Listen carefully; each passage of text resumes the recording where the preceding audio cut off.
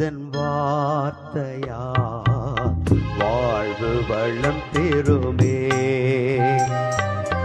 நாளுமே அன்பு பாதையில் கால்கள் நடந்திடுமே.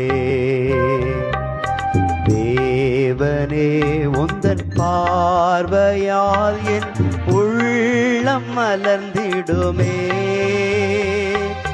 இயேசுவே என் தெய்வமே உந்தன் வார்த்தை ஒளிந்திடுமே. இயேசுவே உந்தன் வார்த்தையால் வாழ்வு வளம் பெறுமே.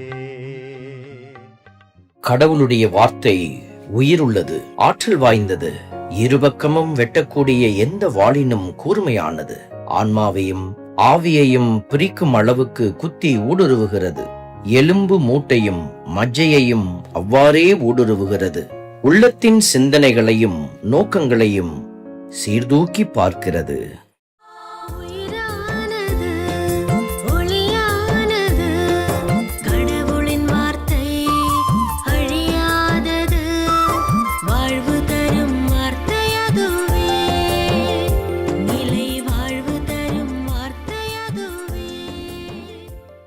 இன்று ஆண்டவர் நமக்கு கொடுக்கும் இறைவார்த்தை மார்க்கு 5:36.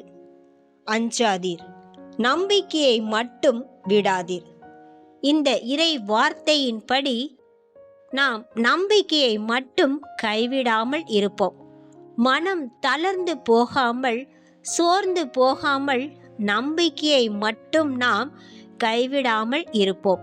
நமக்கு எதிராக எல்லா சூழ்நிலைகள் இருந்தாலும், மனிதர்கள் அனைவராலும் கைவிடப்பட்ட நிலையில் இருந்தாலும், மருத்துவர்கள் அனைவருமே முடியாது என்று சொன்னாலும், நம்பிக்கையை மட்டும் நாம் கைவிடாமல் இருந்தால் ஆண்டவருடைய வார்த்தை மட்டுமே நம்முடைய வாழ்வில் அப்படியே நடக்கும். தொழுகை கூட தலைவனுடைய மகள் இறந்துவிட்டாள் என்று அவர்களுடைய பணியாளர்கள் வந்து சொன்ன போதும் கூட தொழுகை கூட தலைவர் இயேசுவினுடைய வார்த்தையை நம்பினார். அந்த வார்த்தை நம்பியதனால் அவருடைய மகள் உயிர் பெற்று எழுந்தாள். நாமும் இன்றைய நாளினுடைய இறை வார்த்தையை நம்பி விசுவாசித்து நம்பிக்கையை இழக்காமல் கடவுள் நம்முடைய வாழ்விலும் அதிசயம் செய்வார். மரித்து போய் இருக்கின்ற